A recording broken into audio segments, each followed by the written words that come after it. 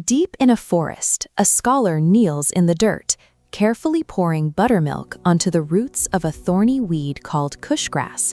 It seems like a strange, pointless act, but when a passerby asks him what he's doing, he replies with a rule that would later define his famous political treatise, the Chanakya Niti. That which causes pain has no right to live. I believe in uprooting the enemy completely. His real enemy isn't a weed. It is Dana Nanda, the powerful king of Patliputra. Days earlier, the king had publicly humiliated the scholar during a royal ceremony, insulting his appearance and ordering guards to physically throw him out of the assembly.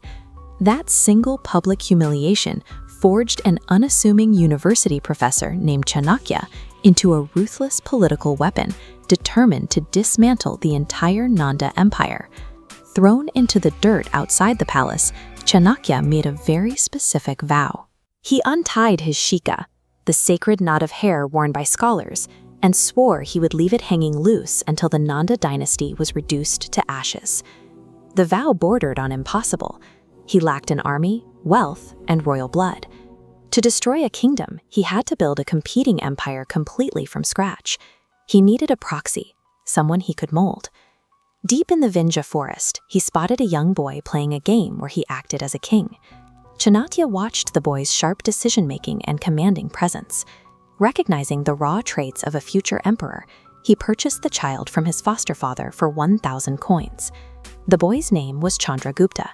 In him, Chanakya had secured the exact malleable weapon required to strike at the heart of Patliputra. Chanakya's teaching methodology is captured in another of his maxims. Whether the task is small or big, one must put their full strength into it, like a lion. He took the boy to the University of Taxila and subjected him to a grueling education.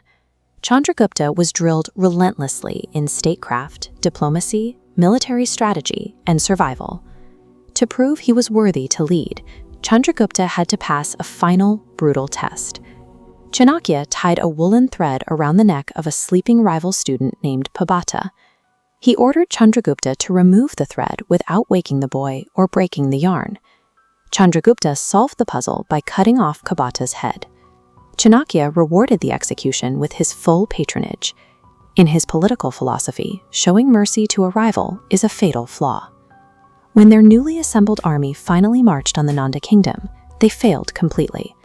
They tried to invade Magadha by striking directly at its heavily fortified center.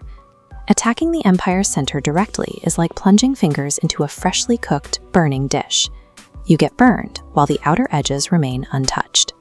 Reversing their approach, Chandragupta's forces systematically captured the outer frontiers, establishing permanent garrisons to slowly choke off the capital's supply lines. Adapting to failure is the hallmark of Chanakya's brilliance. He understood that geographic patience and a slow constriction are far deadlier than a reckless display of brute force. Conventional warfare was only half the strategy. To break the Nanda Dynasty, Chanakya orchestrated a massive shadow campaign from the inside out. He deployed a network of spies and Vishakanyas, poison maidens. These highly trained assassins infiltrated enemy courts disguised as dancers and entertainers, using poisoned cosmetics, toxic drinks, and hidden blades to eliminate rival Greek generals and Nanda loyalists before battles even began. By weaponizing human desire and misplaced trust, Chanakya turned the enemy's own royal courts into their most dangerous battlefield. The strategy worked. The Nanda dynasty fell, and Chandragupta Maurya was crowned emperor, with Chanakya serving as his prime minister. Ruling an empire proved even more dangerous than conquering one. Terrified of assassins, Chanakya instituted a covert protocol known as Dushi Visha. He began slipping microdoses of poison into Chandragupta's daily meals to slowly build the emperor's immunity to toxins. He kept this a secret even from the king. One evening, an unaware Chandragupta shared his poison food with his pregnant queen, who was just days away from giving birth. Within moments, she collapsed. Chanakya rushed into the room, saw the queen dying, and realized he only had seconds to save the royal bloodline. He drew a sword, cut off the queen's head to stop the poison, and sliced open her belly to extract the premature fetus. The boy survived and was named Bindusara, marked by the drops of infected blood that touched him. Securing supreme power requires horrific personal sacrifices, completely blurring the line between a loyal protector and a monster. Decades later, Emperor Bindusara sat on the throne. A jealous minister named Subandhu manipulated the young king, revealing the violent truth about his mother's death to turn him against the aging prime minister. Facing the hatred of the boy he had literally cut from the womb, Chanakya quietly retired. He retreated from public life and disciplined himself to starve to death. Believing his rival was finally gone, the greedy Subandhu broke into Chanakya's abandoned home, expecting to find a massive hoard of hidden wealth. Instead, he found a single strange box sealed with 100 locks.